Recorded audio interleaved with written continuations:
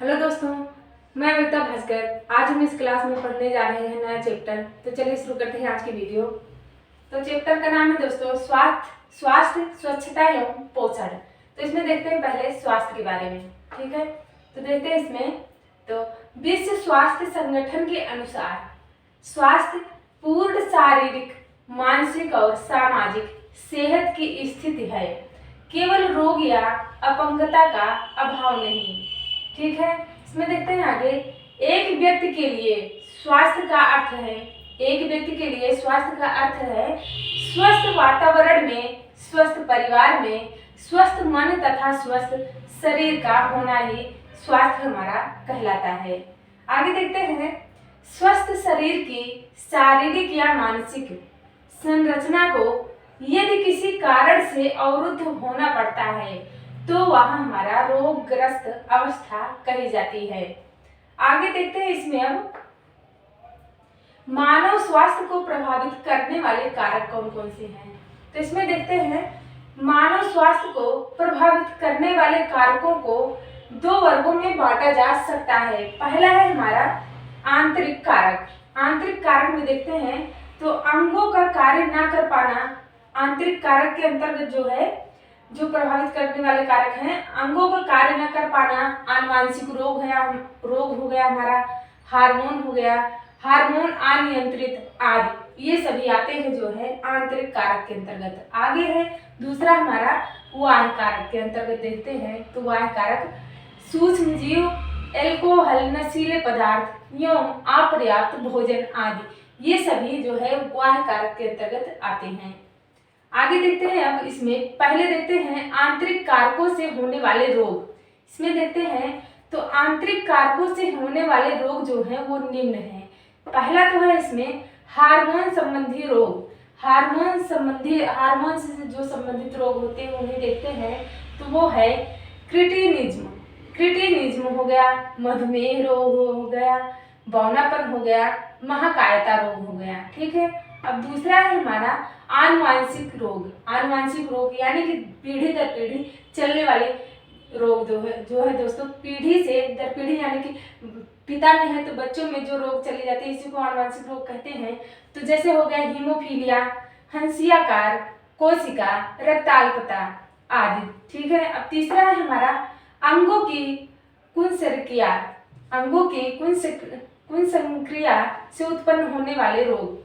इसमें देखते हैं तो हृदयपात, वृक्कपात, ऑस्टियोपोरोसिस, निकट दृष्टि दोष, दूर दृष्टि दोष, मोतियाबिंद आदि। इसमें है आगे कैंसर, एलर्जी भी आंतरिक कारकों से संबंधित रोग है। ये भी आंतरिक कारक में ही आते हैं। तो आगे देखते हैं दोस्तों अब बाह्य कारकों से होने वाले रोग। इसमें देखते हैं तो बाह्य कारकों से होने वाले रोग जो है वो प्रमुख रोग निम्न है।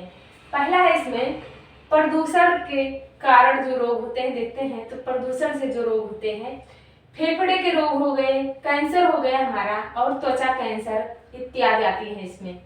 आगे है दूसरा व्यावसायिक रोग। इसके अंतर्गत देखते हैं तो व्यावसायिक संबंधी श्वसन रोग, सिलिका, एस्बेस्टस जैसे हानिकारक पदार्थों के संपर्क द्वारा होते हैं। आगे है अब विश्व स्वास्थ्य संगठन WHO, वर्ल्ड हेल्थ ऑर्गेनाइजेशन, इसका फुल फॉर्म है दोस्तों। तो WHO ने स्वास्थ्य या आरोग्य की निम्नलिखित परिभाषा दी है। उन्होंने दिया है क्या, देखते हैं किसी व्यक्ति की मानसिक, शारीरिक और सामाजिक रूप से अच्छे होने की स्थिति को स्वास्थ्य कहा जाता है या कहते हैं। तो देखते हैं रोग जो है किन बैक्टीरिया, जीवाणु, कवक जो है किनके द्वारा होता है। पहले देखते हैं किनके द्वारा रोग फैलता है। तो पहला है इसमें जीवाणु जनित रोग, जो जीवाणु द्वारा रोग फैलते हैं। ठीक है, उसके बाद है विषाणु जनित रोग, प्रोटोजोआ से होने वाले रोग, कवक से होने वाले रोग और आनुवांशिक रोग। ठीक है, तो इसमें देखते हैं जीवाणु जनित रोग पहले देखते हैं। ठीक है, तो यहाँ पर देखते हैं जीवाणु की खोज हालैंड के वैज्ञानिक एंटोनी वान ल्यूवेनहॉफ ने की थी। उन्होंने अपने बनाए हुए सूक्ष्मदर्शी से दांत के खुरचन में इन जीवाणुओं को देखा तथा उन्हें सूक्ष्म जीव कहा। आगे है यहाँ पर ल्यूवेनहॉक को जीवाणु विज्ञान का पिता यानी कि फादर ऑफ बैक्टीरियोलॉजी कहा जाता है। आगे है ए हरेनबर्ग ने इन्हें जीवाणु यानी कि बैक्टीरिया नाम दिया। अब आगे देखते हैं तो रोगजनक यानी कि पैथोजन, इसमें है रोगजनक उन्हें कहा जाता है जिनके कारण कई तरह की बीमारियों का जन्म होता है। इसमें जैसे होता है तो विषाणु हो गया, जीवाणु हो गया, कवक हो गया, हमारा प्रोटोजोआ आदि आते हैं। ठीक है। अब दूसरा है इसमें बैक्टोर। ठीक है। तो रोगवाहक रोगवाहक ऐसा एजेंट होता है जो एक संक्रामक रोगजनक को दूसरे जीव में ले जाने का कार्य करता है या ले जाता है। तो इसके अंतर्गत जैसे आते हैं हमारी मक्खी हो गई, मच्छर हो गया। ठीक है। आगे है अब जीवाणु जनित रोग। जीवाणु जनित रोग के अंतर्गत देखते हैं कितने रोग हैं। तो आंत्र ज्वर, तपेदिक, प्लेग, हैजा, टिटनेस, कोढ़ या फिर कुष्ठ रोग। ठीक है। निमोनिया, काली खांसी। तो आगे देखते हैं जो अगली बीमारी है हैजा हो गया हमारा, डिफ्थीरिया हो गई, काली खांसी हो गई और सिफिलिस हो गई। तो पहले हम देखते हैं आंत्र ज्वर के बारे में। आंत्र ज्वर के बारे में पढ़ते हैं पहले। तो यह जो है बैक्टीरिया से फैलने वाला रोग है जिसमें साल्मोनेला टाइफी से फैलने वाला रोग है। ये बैक्टीरिया से फैलता है और प्रभावित अंग जो इससे होते हैं वो आंत होती है हमारी। ठीक है। अब जो टाइफाइड का जो टेस्ट होता है दोस्तों, विडाल टेस्ट होता है। इसके अंतर्गत देखते हैं इसे आंत के बुखार के नाम से भी जाना जाता है। आंत्र ज्वर साल्मोनेला टाइफी नामक जीवाणु के कारण होता है। यह प्रदूषित जल जो है दोस्तों, यहाँ पर प्रदूषित रहेगा, प्रदूषित जल तथा भोजन से फैलता है। इस रोग में आंत्र और प्लीहा की योजनी ग्रंथियां बढ़ जाती हैं जिससे रोगी को सर दर्द के साथ तेज बुखार भी आता है। निमोनिया के बारे में देखते हैं। तो यहाँ पर ये भी बैक्टीरिया के द्वारा फैलता है। इसमें देखते हैं तो जो बैक्टीरिया है वो है स्ट्रेप्टोकोकस और डिप्लोकोकस निमोनिया। ठीक है। और जो इससे प्रभावित अंग होते हैं वो हमारे फेफड़े होते हैं। ये फेफड़े को प्रभावित करता है निमोनिया। इसके लक्षण है ठंड लगना, तेज बुखार, श्वास लेने में तकलीफ होती है। इसके आगे देखते हैं इसमें तो जो निमोनिया रोग डिप्लोकोकस निमोनी नामक जीवाणु से होता है। इसमें फेफड़ों में सूजन आ जाती है और रोगी को श्वास लेने में तकलीफ होती है। रोगी को तेज बुखार आता है और उसे ठंड से बचा के रखना पड़ता है। रोगी को तेज बुखार आता है और उसे ठंड से बचा कर रखना पड़ता है। आगे है हमारा अगली बीमारी है हैजा, यानी कि अगला रोग है जो वो है हैजा। ये भी दोस्तों जो है बैक्टीरिया से फैलने वाला रोग है। विब्रायो कोलेरा। ठीक है। इसमें देखते हैं तो जो प्रभावित अंग होता है वो प्रभावित जो रोग ये करता है वो आंत को करता है। लक्षण है इसके जो है दस्त और उल्टी, शरीर में पानी की कमी। दस्त होती है और उल्टी होता है दोस्तों और शरीर में जो है पानी की कमी हो जाती है। इसके अंतर्गत देखते हैं यह रोग विब्रियो कालेरी नामक जीवाणु के कारण होता है और मक्खियों द्वारा फैलता है। दोस्तों, यहाँ पर फैलता रहेगा, फैलाया जाता है या फैलता है दोस्तों। उल्टी व दस्त से रोगी के शरीर का सारा पानी निकल जाता है जिससे रोगी के शरीर में पानी की कमी हो जाती है और रोगी को पानी उबाल कर पीना चाहिए। आगे देखते हैं दोस्तों प्लेग के बारे में देखते हैं। तो ये भी बैक्टीरिया द्वारा फैलता है। ये बीमारी भी दोस्तों बैक्टीरिया का नाम है एर्सिनिया पेस्टिस। ठीक है। और जो इससे प्रभावित अंग है वो है हमारे फेफड़े और लिम्फ नोड्स। ठीक है। और लक्षण है इसका जो है वो है बुखार, सिर दर्द, कमजोरी और शरीर पर लाल काले धब्बे पड़ना। इसके बारे में देखते हैं तो प्लेग जो है खतरनाक, जानलेवा और संक्रामक रोग का एक वर्ग है जो यर्सीनिया पेस्टिस जीवाणु के कारण होता है। यह जीवाणु मुख्य रूप से चूहों में पाया जाता है। इन जानवरों का खून पीने वाले जो होते हैं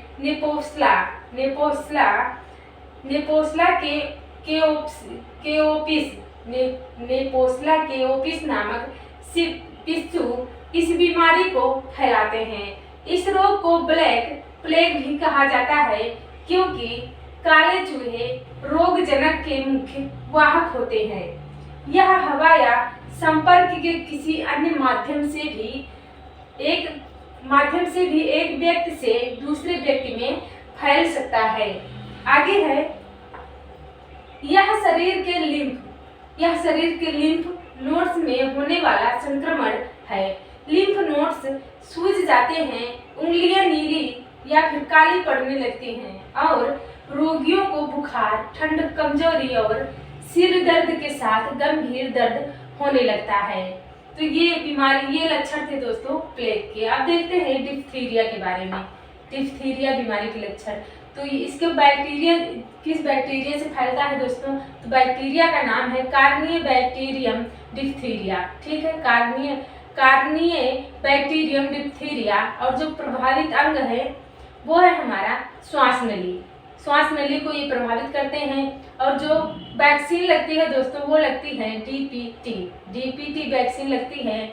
और जो लक्षण होता है दोस्तों इसका, तो सांस लेने में कठिनाई एवं दम घुटना। ठीक है, तो डीपीटी का फुल फॉर्म हमने यहाँ पर लिखा है दोस्तों, ये है डिप्थीरिया। डी से डिप्थीरिया हो गया, पी से हो गया पेर्टुसिस, ठीक है, और टी से हो गया टेटनस। आगे है इसके बारे में देखते हैं। यह रोग कार्निया बैक्टीरियम डिप्थीरिया नामक जीवाणु के कारण होता है। इस रोग में रोगी के गले में एक कृत्रिम झिल्ली बन जाती है।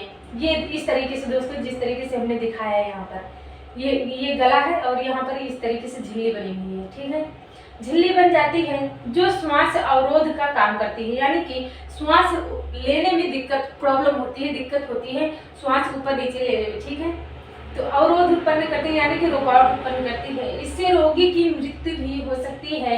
इसके बचाव के लिए डीपीटी का टीका पहले ही लगा दिया जाता है। आगे देखते हैं दोस्तों, काली खांसी के बारे में देखते हैं। ये बैक्टीरिया से ये भी फैलने वाला रोग है दोस्तों। तो इसमें है बोर्डेटेला और परटूसिस। ठीक है, बोर्डेटेला परटूसिस है बैक्टीरिया का नाम। प्रभावित अंग जो इससे होता है वो है हमारा श्वसन तंत्र। ठीक है, और जो वैक्सीन होती है दोस्तों इसमें भी डीपीटी वैक्सीन लगती है। लक्षण है इसका लगातार खांसी आना। यहाँ पर हमने डीपीटी का फुल फॉर्म भी लिखा है और आगे भी हम अभी कई बीमारियों में भी यही टीका लगातार पढ़ चुके हैं। तो आगे देखते हैं इसमें। अब यहाँ से मुख्यतः यह रोग बच्चों को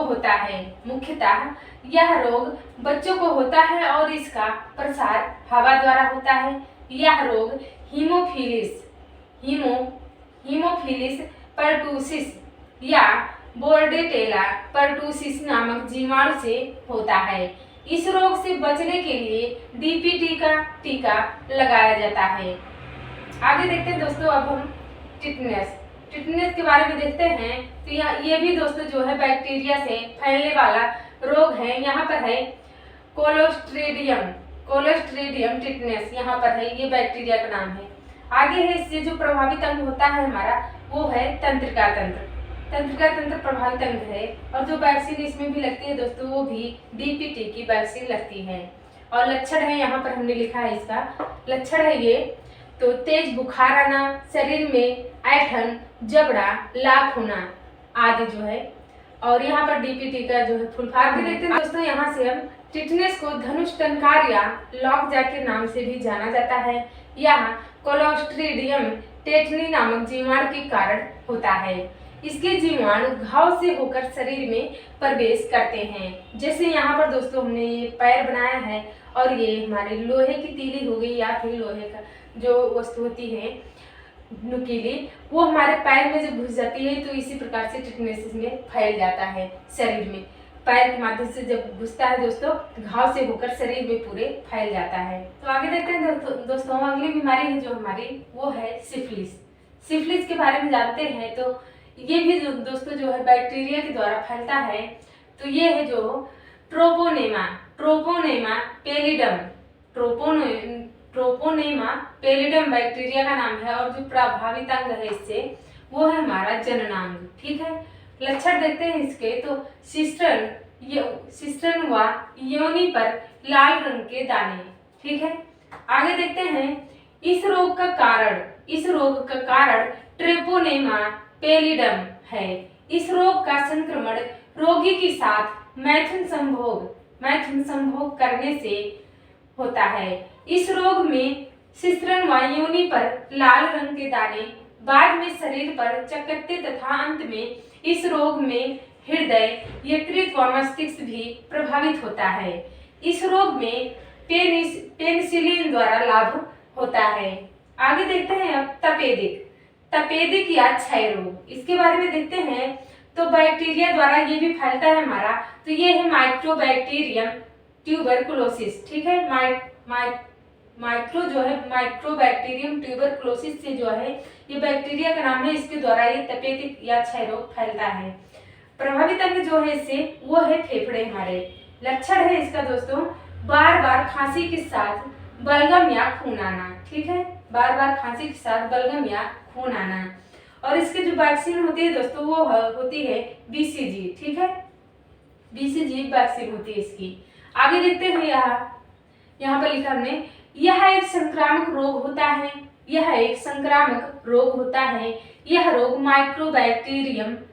माइक्रोबैक्टीरियम ट्यूबरकुलोसिस नामक जीवाणु से उत्पन्न होता है। इस रोग के लक्षण हैं बुखार, रात में पसीना आना, भूख, वजन व शक्ति में कमी आना, पाचन व तंत्रिका में गड़बड़ी। अब देखते हैं आगे अगली रोग है जो हमारी, वो है कोढ़ या फिर कुष्ठ रोग। ठीक है, इसमें देखते हैं तो ये भी बैक्टीरिया से फैलता है दोस्तों। ये है माइकोबैक्टीरियम लेप्री बैक्टीरिया से ये फैलता है। और जो प्रभावित अंग है इसके, वो है तंत्रिका तंत्र और त्वचा। लक्षण है इसका दोस्तों, त्वचा पर चकत्ते पड़ना और तंत्रिकाएं प्रभावित होना। आगे है इसमें देखते हैं, यह बीमारी माइकोबैक्टीरियम लेप्री नामक जीवाणु से होती है। इस रोग में ऊतकों का अपक्षय होने लगता है और शरीर पर चकत्ते पड़ने लगते हैं। इसके अतिरिक्त जोड़ों के आसपास के तंत्रिकाएं प्रभावित होने लगती हैं। इस रोग के रोकथाम के लिए MDT दवाओं का प्रयोग किया जाता है। तो दोस्तों, आज की वीडियो हमारी यहीं पर समाप्त हुई। आप लोगों का बहुत बहुत धन्यवाद।